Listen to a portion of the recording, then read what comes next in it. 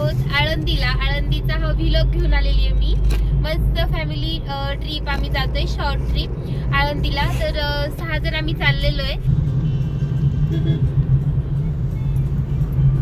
हाय. Hello. तर आमच्या आई आल्या होत्या आणि ह्यांचे मित्र, त्यांची पण आई आली होती आणि ती त्याची बहीण. तर मग आम्ही सगळे 6 जण निघालो होतो आळंदीला जायला. पुण्याला आल्यानंतर देवदर्शन म्हणलं की पहिल्यांदा नाव आठवतं ते म्हणजे आळंदीचं. सो आम्ही सगळे निघालो होतो दुपारच्या वेळेला, मस्त कॅब बुक केली आणि निघालो होतो आळंदीचं दर्शन घेण्यासाठी. तर तुम्ही पूर्ण व्लॉग पहा, त्यामध्ये तुम्हाला असं वाटेल की तुम्ही साक्षात आळंदीचं दर्शन घेत आहात. आणि जवळ आल्यानंतर मला आठवलं की नेलपेंट लावायचं राहिलं आहे, सो मी इथे नेलपेंट लावत होते. आणि नंतर असं वाटलं की आज इतकी जास्त गर्दी होती. गेल्यानंतर लक्षात आलं की आज द्वादशी होती, त्यामुळे जास्त गर्दी होती. हा जो स्तंभ आहे तो दिसल्यासच कळतं की आपण आळंदीच्या आता जवळ आलेलो आहोत. आणि पुण्यामध्ये आल्यानंतर आळंदीचं दर्शन घेतलं नाही तर असं काहीतरी राहिल्यासारखं वाटून जातं. आणि आमच्या आई आणि त्यांच्या मित्रांच्या आई ह्या फिरण्यासाठीच आल्या होत्या काही निमित्ताने. तर म्हणलं चला, देवदर्शन पण होईल आणि माझा व्हिडिओ देखील होईल. तर आम्ही पोहोचलो होतो आणि हा तुम्ही बघू शकता इथे लिहिलं श्री क्षेत्र आळंदी. हे देखील मी कव्हर करण्याचा प्रयत्न केला आहे. आणि थोडंसं इथेच रोडला उतरून थोडंसं चालत जावं म्हणलं दर्शन घेण्यासाठी. आणि प्रत्येक गोष्ट मी कॅप्चर करत आहे, कारण जे देखील व्हिडिओ बघत आहेत तेवढ्या सगळ्यांना खरंच माऊलींचं दर्शन भेटावं आणि प्रत्येक मुवमेंट म्हणजे परत मंदिरात जाताना वगैरे सगळं बघायला भेटावं, ह्यासाठी मी खूप प्रयत्न केलेला आहे. तर व्हिडिओ नक्की शेवटपर्यंत बघा.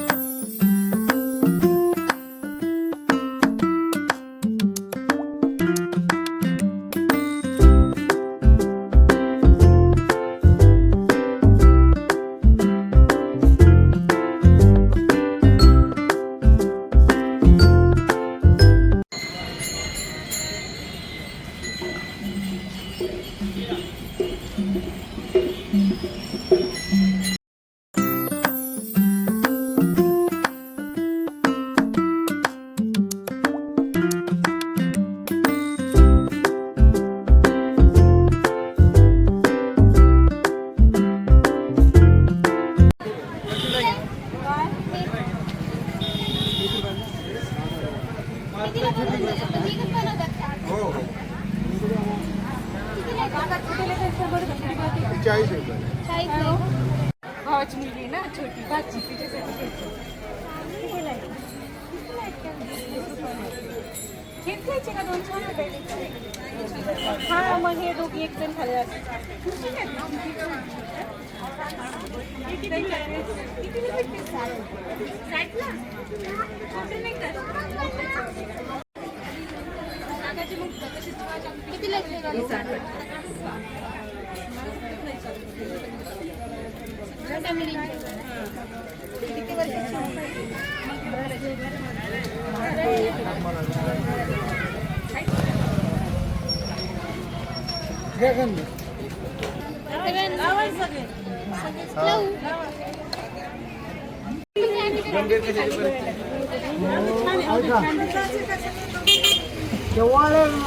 मस्त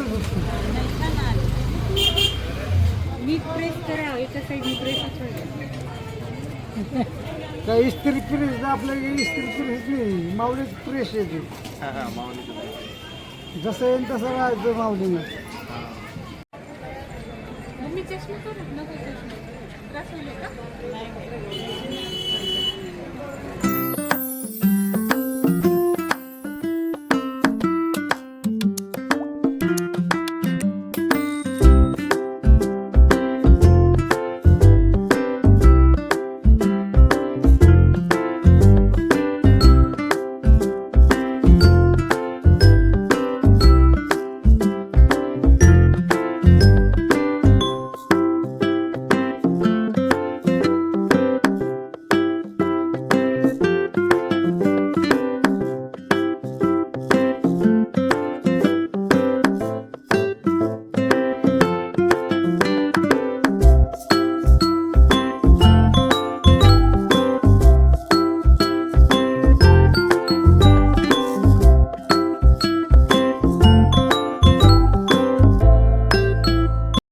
ठिकाणी आम्ही थांबलो, चप्पल वगैरे ठेवल्या आणि इथूनच पूजेचं सर्व साहित्य, फुलं वगैरे, थोडेसा प्रसाद, पेढे सगळं घेऊन निघालो.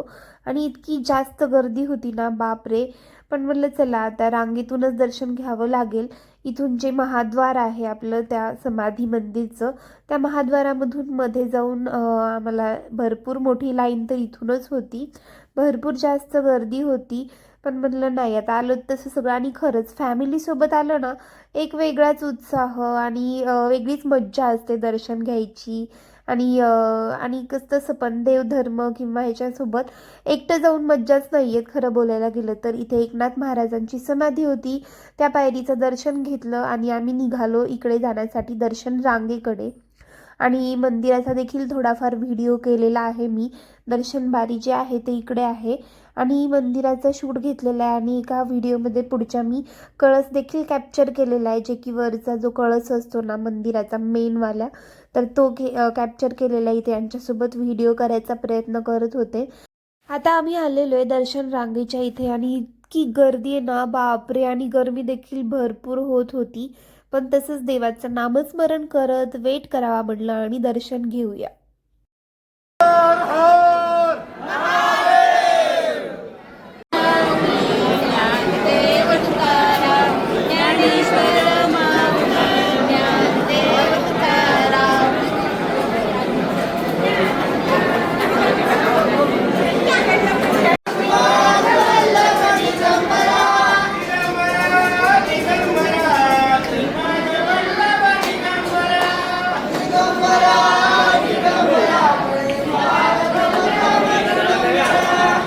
तर आम्ही दुपारी निघालो होतो आणि आता सूर्यास्ताची वेळ झाली तरी आम्ही दर्शन रांगेतच होतो.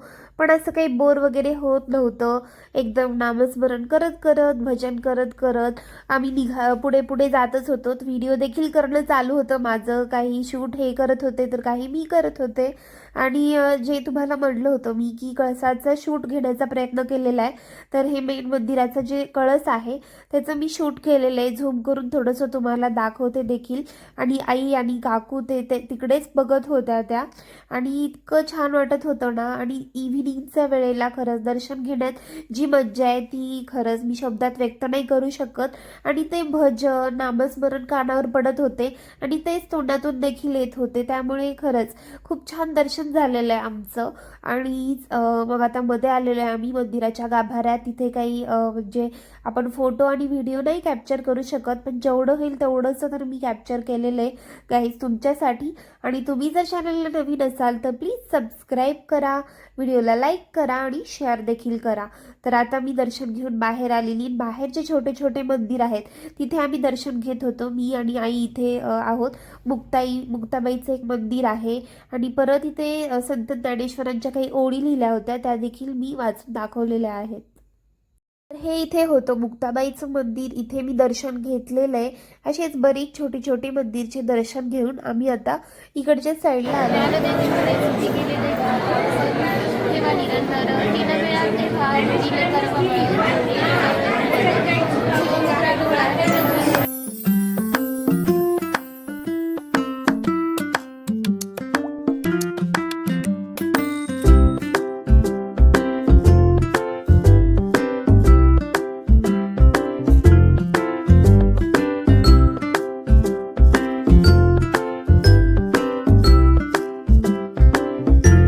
हा जो आहे तो सुवर्ण पिंपळ वृक्ष आहे. याला सुवर्ण पिंपळ असे नाव यासाठी दिले आहे की संत ज्ञानेश्वरांच्या माऊलींनी या झाडाला 1.25 लाख प्रदक्षिणा घातल्या होत्या आणि त्यामुळे ह्या झाडाला सुवर्ण पिंपळ असे नाव दिलेले आहे.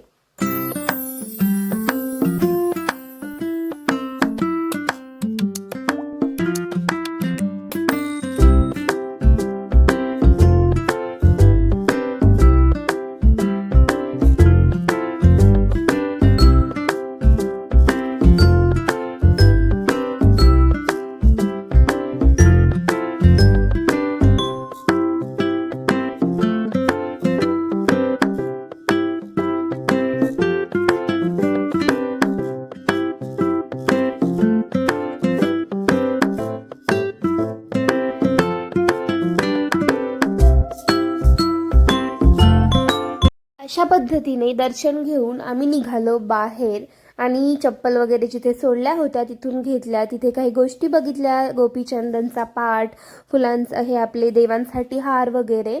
आणि बाहेर आल्यानंतर इतकी प्रचंड गर्दी होती ना, सध्या देखील दुपारी आम्ही निघालेलो आणि आता रात्र झाली होती आम्हाला बाहेर निघण्यासाठी. मस्तपैकी इथं थोडंसं आम्ही बसलो, नदीत पाय धुवून घ्यावे म्हणलं आणि मग नंतर थोडेसे व्हिडिओ वगैरे छान प्रसन्न वाटत होतं. दर्शन देखील खूप छान झालं. थोडीशी गर्दी तर असणारच, पण दर्शन खूप छान झालं आणि प्रसन्न वाटत होतं आता. आणि आता जायची तयारी चालू होती. फोटो व्हिडिओ झाले होते बऱ्यापैकी. आईंना देखील म्हणलं तुम्ही देखील थोडीशी पोज वगैरे द्या. मग आईने पाय वगैरे धुतले आणि त्यांचे देखील फोटो व्हिडिओ काढले. आईच्या ज्या मैत्रीण आहेत त्यांनी देखील फोटो व्हिडिओ काढले. मस्त एकदम ओव्हरऑल दिवस खूप छान गेला. सगळ्यांनाच मज्जा आली. आणि आता होता वापस जाण्याचा टायमिंग, सो आम्ही निघालो होतो आता पटकन जायला म्हणून आम्ही निघालो. तुम्ही इथपर्यंत व्हिडिओ बघितल्याबद्दल खरंच थँक्यू सो मच. आणि चॅनलला नवीन असाल तर सबस्क्राईब करा, व्हिडिओला लाईक करा, शेअर करा आणि व्हिडिओ कसा वाटला हे आवर्जून कमेंटमध्ये सांगा. आणि अजून कोणते कोणते व्हिडिओ तुम्हाला पुण्यातील पाहायला आवडतील ते सुचवा. Thank you, bye.